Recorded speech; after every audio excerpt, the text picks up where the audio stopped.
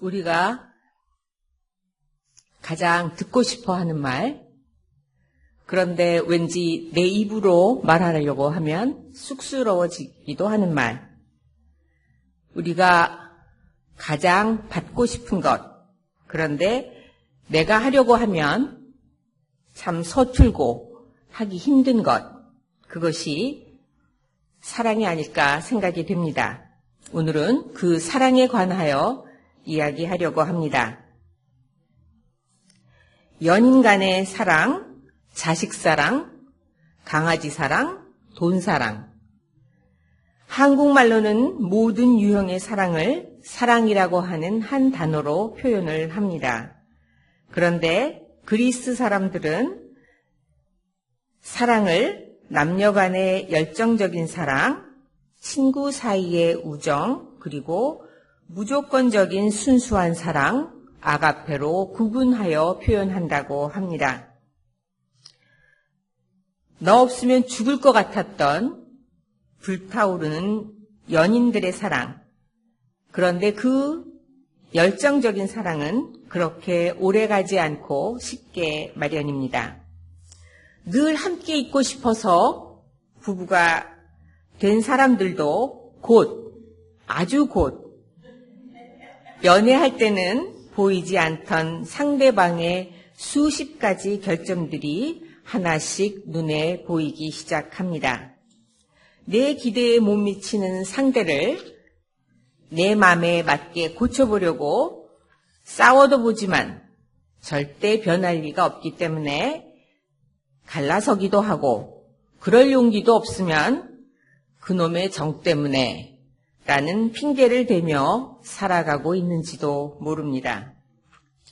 그렇다면 아가페의 사랑이라는 것은 어떤 사랑일까? 오늘 읽은 말씀 중에 하나님 아버지께서 나를 사랑하신 것처럼 나도 너희를 사랑하였으니 이 말씀 중에 나오는 사랑하다라고 하는 동사는 아가파오라고 하는 동사, 즉 아가페의 사랑으로 사랑한다는 말입니다. 착한 사람과 악한 사람을 구별하지 않고 모든 생명 있는 것들에게 똑같이 공기와 햇빛과 비를 주시는 하나님, 친구의 고통을 함께 아파하며 친구를 위하여 목숨을 버리는 것이 최고의 사랑이라고 말씀하시는 예수님. 이처럼 아가페의 사랑은 무조건 값 없이, 차별 없이, 변함 없이 영원히 자신을 내어주는 사랑을 말하는 것 같습니다. 그런데 예수께서 그 아가페의 사랑으로 우리도 서로 사랑하라고 말씀하십니다. 우리가 과연 그런 지독한 사랑을 할 수 있을까? 어떤 칭찬이나 보상에 대한 기대 없이 내 유익보다는 상대방을 위하여 내 자신을 내줄 수 있을까? 여러분은 이런 사랑을 하고 계시는지요? 며칠 전에 저는 한인 가정상담소에서 목회자들을 대상으로 가족 폭력의 위기, 그리고 교회의 역할이라고 하는 제목의 세미나를 다녀왔습니다. 패널로 나오신 한 은퇴하신 노 교수는 얼마 전에 며느리에게 토막살해를 당한 시어머니가 자신의 교회의 성도였다고 합니다. 며느리인 은영이가 어떻게 그렇게 참혹한 짓을 할 수 있었는지 자신은 지금도 분노에 차 있다고 하시면서 며느리에게 욕설을 들을 때마다 교인들에게 하소연을 하시곤 했는데 교회가 아무 도움도 드리지 못했던 것을 가슴 아파하셨습니다.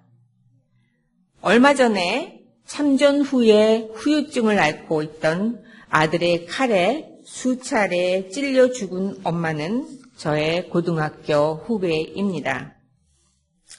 이렇게 참혹한 비극이 먼 나라의 이야기가 아니고 바로 우리 주변에서 일어나고 있는데 우리는, 그리고 교회는 정말 아무것도 할 일이 없는 것일까 하는 생각을 하게 됩니다. 가정폭력은 부부, 부모, 자식 사이처럼 친밀한 관계에 있는 상대방에게 가하는 신체적인 폭력, 성폭력은 물론이고 경제적인 학대, 무시하거나 굴욕감을 주는 말, 욕설들의 언어적인 폭력, 그리고 상대방에게 말을 하지 않고 침묵을 지킴으로써 상대방에게 정서적, 심리적으로 상처를 주는 것도 폭력에 포함된다고 합니다. 인간이 이러한 폭력을 행사하게 되는 원인은 그들이 성장 과정에서 폭력을 보았거나 경험하여 폭력을 습득했기 때문이라고 합니다. 어린 시절에 창피를 당했거나 비난을 받았거나 따돌림, 학대를 당하거나 버림을 당한 경험이 있으면 트라우마, 정서적인 손상을 받게 됩니다. 그리고 그 경험이 인생의 덫이 되어 어른이 되면 자신도 모르게 무의식적으로 자신과 타인에게 폭력을 반복하게 된다고 하는 것입니다. 예를 들면 알코올 중독자의 자녀는 성장하여 알코올 중독자와 결혼을 하게 되고 아버지에게 학대받고 자란 아이는 어른이 되면 자신을 학대하는 사람과 결혼을 하거나 아니면 자신이 배우자를 학대하게 된다고 하는 것입니다. 이처럼 어린 시절에 자신을 보호해 주어야 할 가장 가까이 온 사람에게 상처를 받게 되면 세상은 안전하지 못한 것, 사람은 신뢰할 수 없는 것이 되고 자기 자신은 무가치하고 수치스러운 존재라고 하는 정체성을 갖게 된다고 합니다. 더구나 우리들이 살고 있는 이 세상은 얼마나 많이 소유했는가, 얼마나 높은 지위에 올라 더 큰 힘을 가지고 있는가에 따라서 사람의 가치를 매기는 치열한 경쟁 사회입니다. 이런 사회 속에서 사람들은 자신이 인정받지 못할까봐 불안하고 두려움을 갖게 되며 자신은 무능력하고 무가치하다는 생각으로 자존감을 상실하기 쉽게 됩니다. 그래서 요즘 현대인들이 겪는 이 시대의 최고의 고통은 질병으로 인한 육체적인 고통, 빈곤으로 인한 경제적인 고통이 아니고 외로움이라고 합니다. 16년간 생명의 전화가 상담한 사례를 통계내어 보면 한인 여성들의 가장 큰 고민도 외로움이라고 합니다. 저는 오늘 말씀을 묵상하면서 사람들이 어린 시절에 받은 상처로 인생의 덫에 걸려 폭력적이 되는 것도, 그리고 현대인이 외로움이라고 하는 병에 시달리게 되는 것도 가장 큰 원인은 인간이 꼭 필요한 시기에 누렸어야 하는 무조건적인 사랑을 상실했거나 아니면 충족되지 못했기 때문이 아닐까 하는 생각을 해봅니다. 하나님의 무조건적인 사랑, 예수님의 자기를 내어주는 사랑, 그 사랑을 우리는 우리들의 어머니를 통해서 경험한다고 생각을 합니다. 어머니라고 하는 말은 조용히 입 밖으로 내어 놓기만 해도 가슴이 먹먹하고 그리고 뭉클해지는 것은 어머니가 바로 우리들의 뿌리이고 우리들의 고향이기 때문일 것입니다. 어머니의 얼굴을 본 적도 없는 많은 입양인들이 자신을 버린 부모를 수십 년 동안 찾아 헤매는 것은 자신의 뿌리, 자신이 누구인지 자신의 정체성을 찾기 위해서라고 합니다. 부모를 찾아서 그 부모와 화해하지 않고는 자신의 인생과 화해할 수 없고 앞으로 나아가기가 힘들기 때문이라고 합니다. 주께서 말씀하십니다. 너희가 나를 택한 것이 아니고 내가 너희를 택하여 세웠다. 교회라고 하는 것은 주께서 특별히 택하여 세우신 사람들의 공동체입니다. 주께서 교회를 특별히 선택하여 세우셨다고 하는 이 말은 우리가 다른 사람들보다 특출나다고 하는 말이 아닙니다.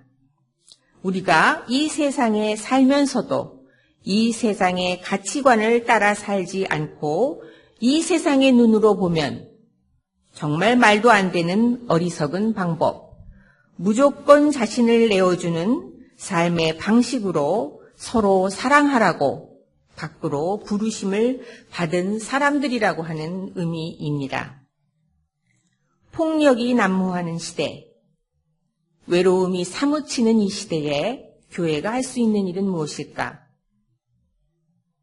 우리가 먼저 나는 하나님의 무조건적인 사랑을 받는 하나님의 자녀임을 깨달아 알고 고통받는 사람들에게 그들도 하나님의 사랑받는 자임을 일깨워주고 그 경험을 할 수 있는, 그 경험을 하게 해주는 공동체가 되는 것이 아닐까 생각해 봅니다. 그래서 세길교회는 무슨 일을 하든지 다툼이나 허영으로 하지 않고 오직 겸손한 마음으로 각각 자기보다 남을 낮게 여기고 각각 자기 일을 돌아볼 뿐더러 또한 각각 다른 사람들의 일을 돌아보는 공동체. 그래서 누구라도 안전하고 보호받을 수 있는 공동체, 하나님의 사랑이 우리 가운데에 있음을 드러내는 공동체가 될 수 있으면 좋겠습니다.